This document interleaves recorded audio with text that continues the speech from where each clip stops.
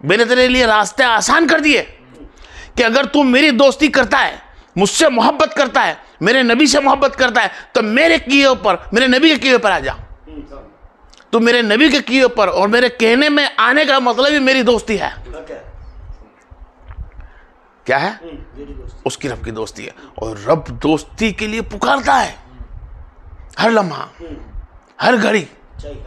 کوئی پل ایسا نہیں ہے دنیا کے اندر جو سورج ڈوبا ہو اور انہوں پکارتا ہو, سورج نکلا ہو اور رب نہ پکارتا. چاہے اکھا دن بیت جائے یا کی رات بیت جائے, اللہ ہمیشہ ہر دنیا کے ہمیشہ پکارتا ہی رہتا ہے, حی علی الصلاح, حی علی الفلاح.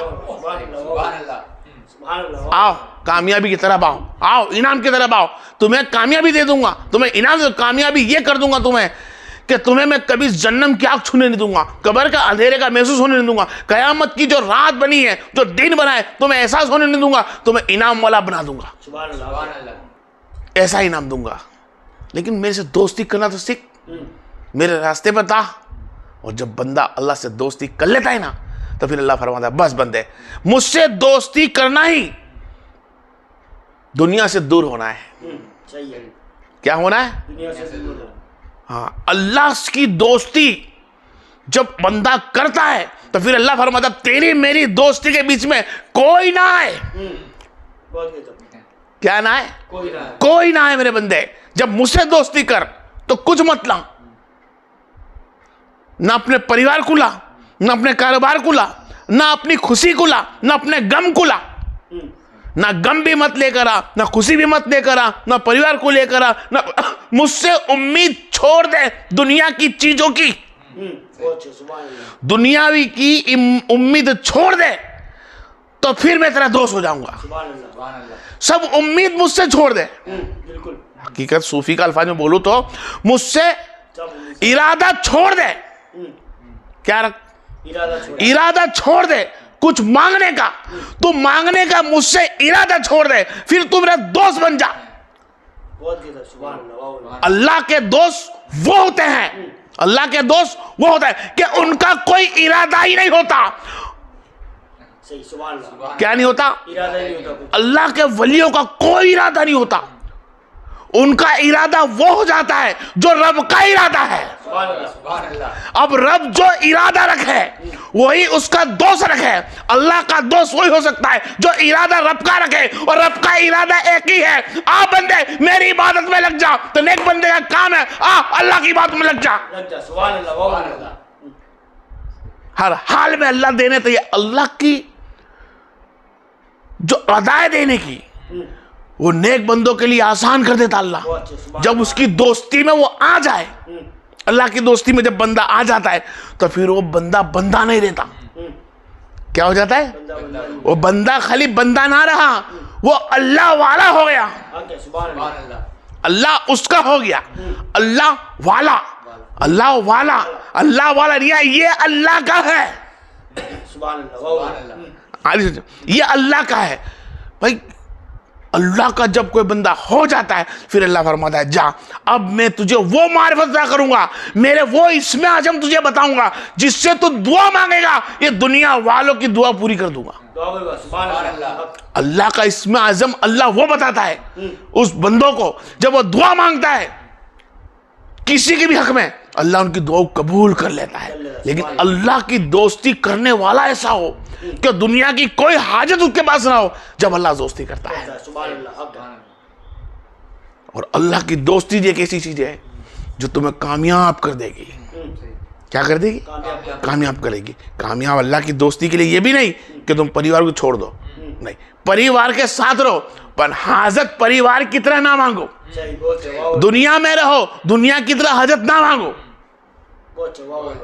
جو گھسارے والی دنیا چل رہی ہے, جو گھسارے والے پریوار چل رہے ہیں, جو گھسارے والے دنیا کی دوستی بنا کر بیٹھے ہیں, ان کی دوستی میں سنگت رہنا ان کے ساتھ, وہ ان کی سنگت مت لینا. سنگت اسی کی لینا جو میرے قریب ہو اور میرے قریب آنا چاہتے ہو. یہ گھسارے والی دنیا کیا ہے؟ یہ اللہ کے ساتھ گھسارا ہے. پھر نبی کریم صلی اللہ علیہ وسلم فرماتے ہیں لقد جاءتم رسولا, دیکھو تو خری کیا گجا فرمایا, میں ہوں تمہارے ساتھ, بالمؤمنین رؤوف الرحیم. میں تمہارے ساتھ ہوں. اِنَّا أَعْطَيْنَاكَ الْكَوْثَرَ, میں نے تمہیں عطا کر دی. آج تک تم نے سنا کہ نبی کو عطا کری ہے. ارے نبی کو جو جو عطا کرا نبی نے رکھا کب ہے؟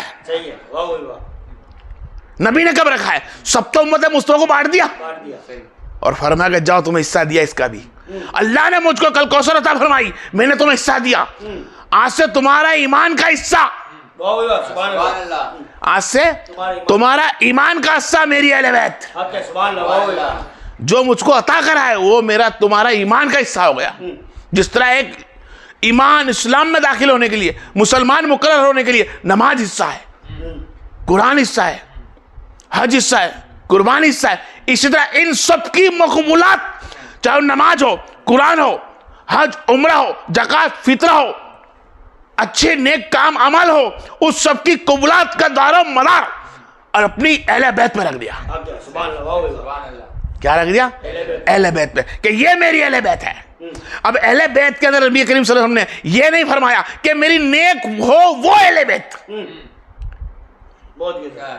یہ نہیں فرمایا کہ میری نیک اہل بیت ہو. آپ نے فرمایا میری اہل بیت ہو, میرے خاندان والے ہو, میرے خون میں ہو, میرے رشتے میں ہو, اہل بیت میں.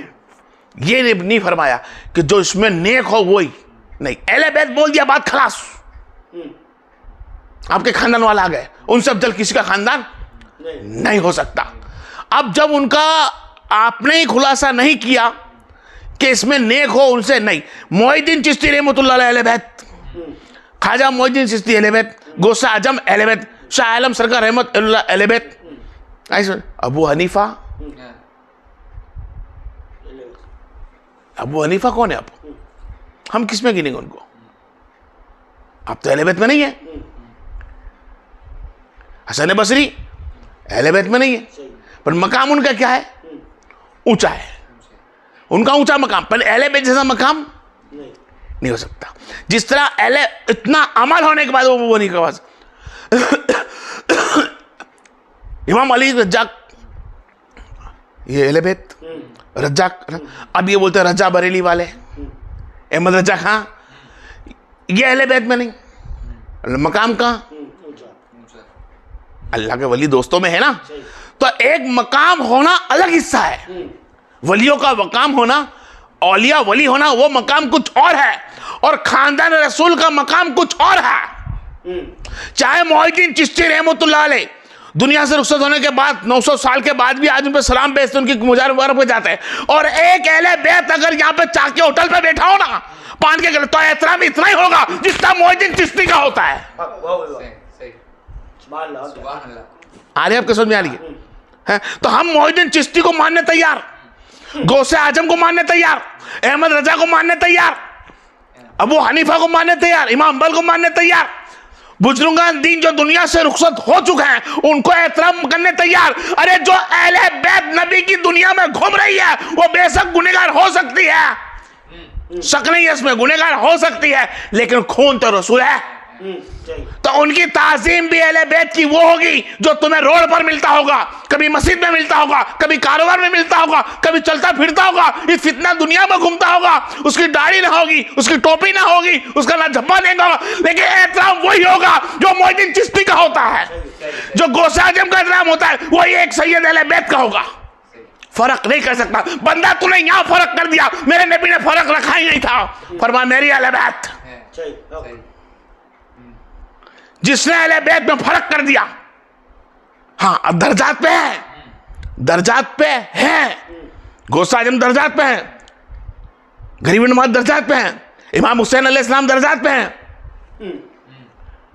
یہ درجات پہ, درجہ ان کو رب بڑھ رکھا. بس اتنا ہے کہ ان کے سوال جواب نبی سے ہو چکے ہیں, اللہ کے رسول نے مہر مار کے ولایت عطا فرما دی ہے.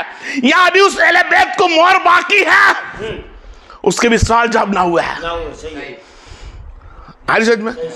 کون تمہارے ساتھ کون کیسا ہے, کب کس کا مقام اللہ کب بلند کر دے گا, یہ اللہ ہی جانتا ہے. تو کسی کو بھی غلط بولنے کا حکم میں نہیں ہے. محی الدین چشتی رحمۃ اللہ علیہ الصلوۃ والسلام, ایک آل رسول چھوٹا گھومتا ہے, اہل بیت والا گھومتا ہو, اس کے السلام علیکم رحمۃ اللہ برکات, تعظیم وہی کر. تو کامیاب ہے. جو دنیا سے رخصت ہو گئے ان کی تعظیم عزت، اور جو دنیا میں گھوم رہے ان کی نہیں عزت کرتا. ہاں تو یہ کام ہو چکا زمانے میں، جب محی الدین چشتی دنیا میں گھومتے تھے، پھرتے دکھتے تھے، ادھر سے ادھر گھومتے تھے، اس فتنی دنیا میں گھومتے تھے، جب ان لوگوں کو انہوں نے تعظیم نہ کری. غوث اعظم بھی گھومتے تھے بغداد کے اندر، جب حیات دنیا میں گھومے تو ان کی تعظیم نہ کری، دنیا سے رخصت ہونے کے بعد تعظیم